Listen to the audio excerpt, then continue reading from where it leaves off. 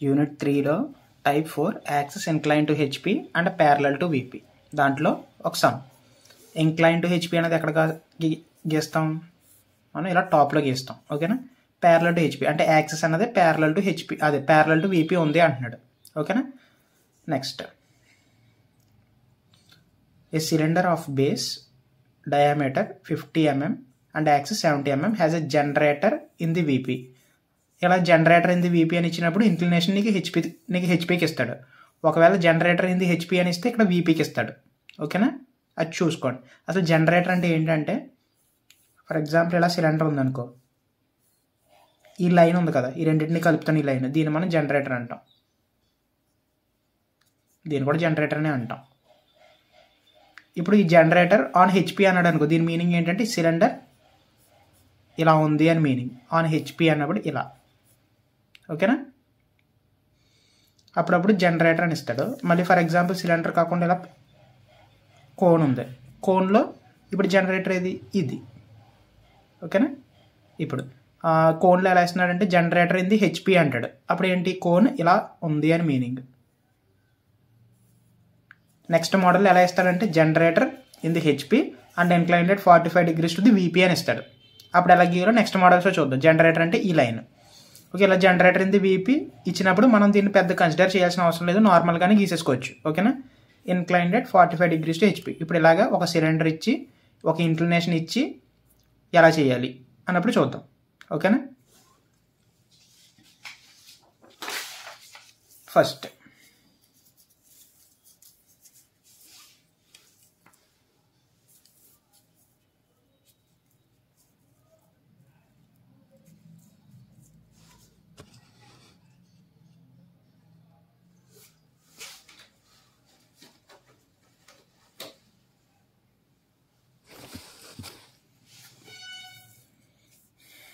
ఒక horizontal line తీసుకోవాలి.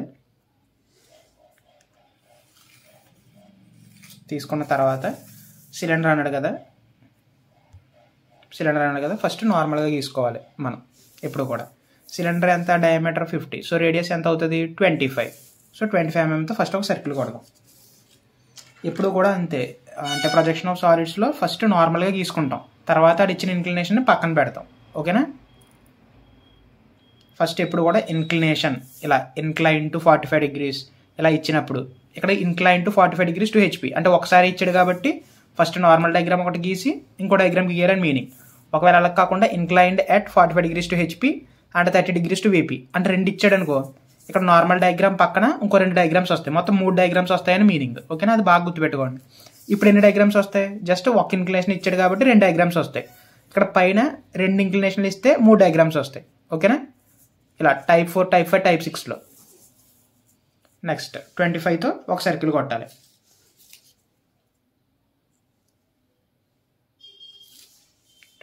ఒక సర్కిల్.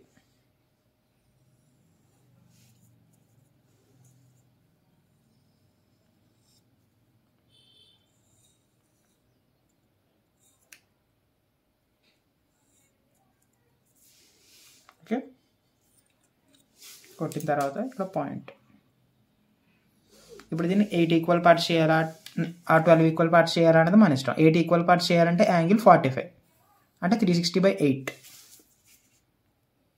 సో మనం 8 ఈక్వల్ పార్ట్స్ చేద్దాం. ఎలా చేయాలి,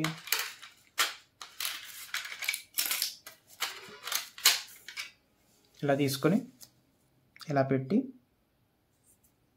45, ఇటు సైడ్ నుంచి కూడా 45 ఇలా.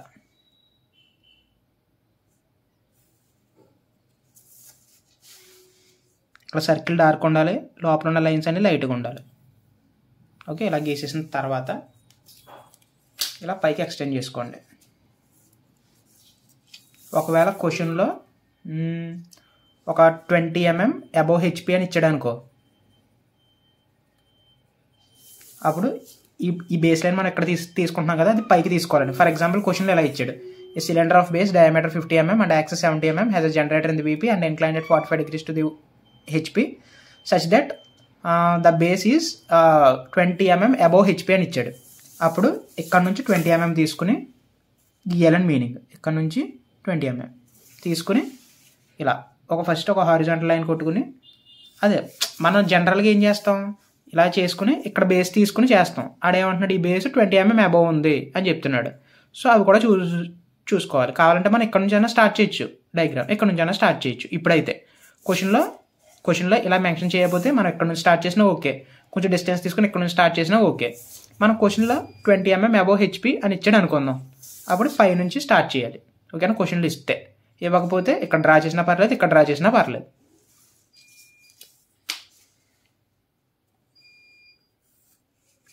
సో ఫస్ట్ ఈ లైన్స్ని ఇక్కడ వరకు పొడిగించుకుందాం.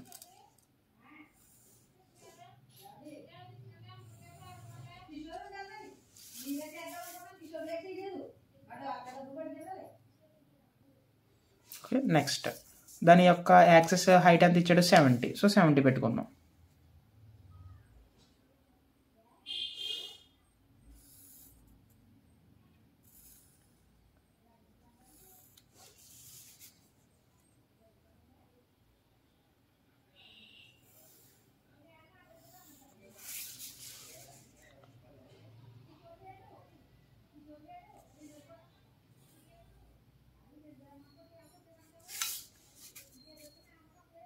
ఇవన్నీ లైట్గానే ఉండాలి లోపలవన్నీ. ఓకే, ఫస్ట్ నార్మల్గా గీసాం మనం, ఇలా నార్మల్గా గీసాం. ఇప్పుడు నెక్స్ట్ ఏమన్నాడు, inclined at 45 degrees to HP. హెచ్పికి 45 degreesతో ఉంది అంటే ఇక్కడ గీయాలి మనం.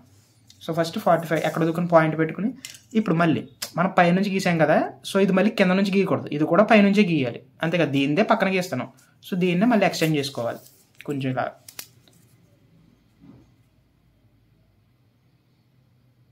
ఆర్ నార్మల్గా గీసినా ఓకే, ఎందుకంటే అలాగే యాంగిలే కదా, ఇక్కడ నుంచి 45 అయినా ఇక్కడ నుంచి 45 అయినా ఒకటే.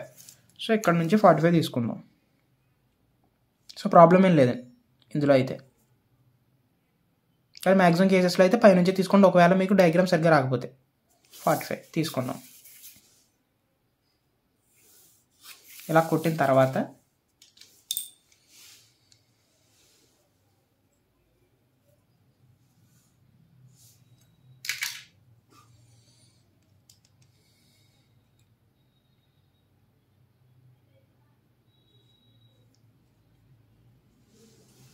ఇప్పుడు దీని లెంత్ ఎంతో చూసుకోవాలి, సగం నుంచి ఇక్కడికి చూసుకొని ఇలా పెట్టుకోవాలి. ఎక్కడ మీట్ అవుతుంది, ఎక్కడ మీట్ అవుతుంది. సో ఇక్కడ ఇక్కడ నేను పాయింట్ సరిగ్గా పెట్టలేదు. సో ఇక్కడ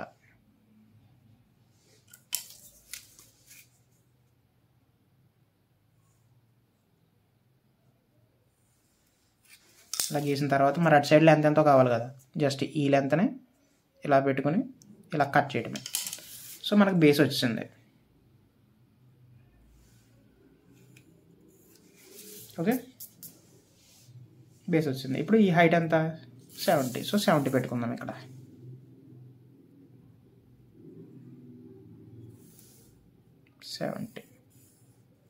ఇక్కడ కూడా 70.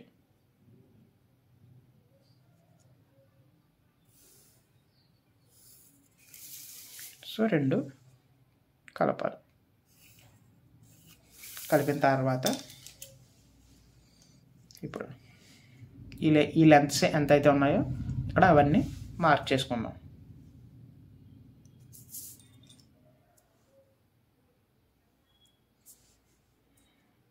డైరెక్ట్ ఇక్కడ నుంచి ఇక్కడ తీసుకున్నా పర్లేదు, ఇక్కడ నుంచి ఇలా తీసుకున్నా పర్లేదు.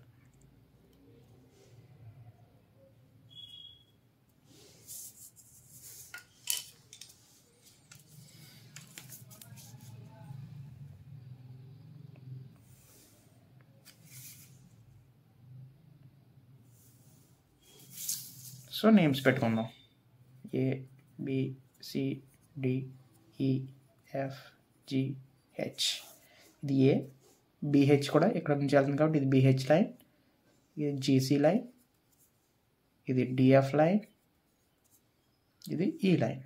ఓకే, ఇప్పుడు ఇక్కడ నుంచి కూడా మనం ఇక్కడ కూడా సేమ్ ఈని ఇలా ఉంచి మనం ఇలా తిప్పాం అవునా. సో ఫస్ట్ ఇక్కడ ఏమొస్తుంది, ఈ వస్తుంది. ఈ D dash F dash G dash C dash B dash H dash A dash. Okay, ఇప్పుడు ఇలా లైన్స్ తీసుకోవాలి.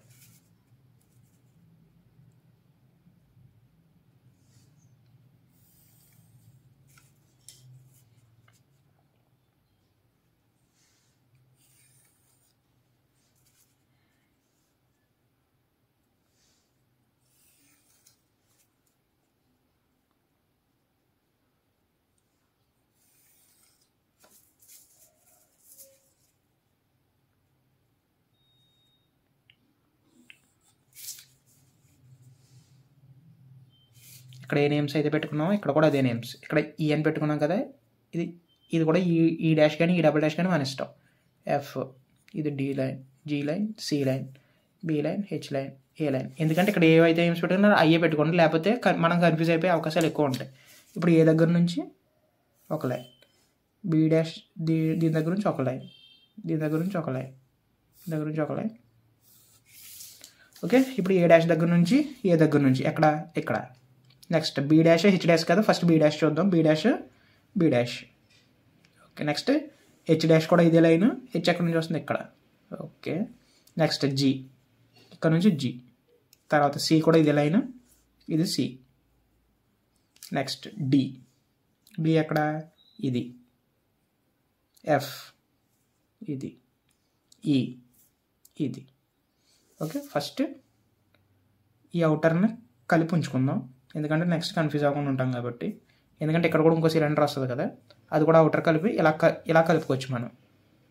ఓకేనా, ఇది డాటెడ్ లైన్స్తో కలపండి సగాన్ని, మిగిలిన సగాన్ని. కన్ఫ్యూజన్ అవ్వకుండా ఉండడం కోసం ఇదంతా. ఇప్పుడు నెక్స్ట్ ఇక్కడ నుంచి కూడా సేమ్. ఇక్కడ అవుటర్ మనం డార్క్ చేసాం కాబట్టి ఇక్కడ కూడా అవుటరే డార్క్ చేయాలి, మిగిలిన సగం లైట్తో పెట్టాలి, డాటెడ్ లైన్స్.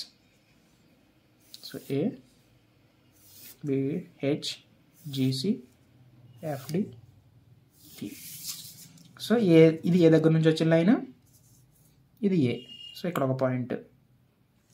నెక్స్ట్ ఇది బి, ఇది బి లైన్, ఇది అక్కడ ఒక పాయింట్. ఇది సి, ఇది సి లైన్, ఇక్కడ ఒక పాయింట్. ఇది డి, ఇది డి లైన్, ఇక్కడ ఒక పాయింట్. ఇది ఈ, ఇది ఈ లైన్, ఇక్కడ ఒక పాయింట్. ఇది ఎఫ్, ఇది ఎఫ్, ఇక్కడ ఒక పాయింట్. ఇది జి, ఇది జి, ఇది హెచ్, ఇది హెచ్. నెక్స్ట్ ఇది ఏ, సారీ ఇది హెచ్ కదా, ఇది ఏ లైన్, సారీ ఈ లైన్ హెచ్ లైన్, ఇది నేను జీ లైన్ మీద పెట్టాను. ఓకేనా, ఇప్పుడు ఇది కూడా అవుటర్ కలపాలి.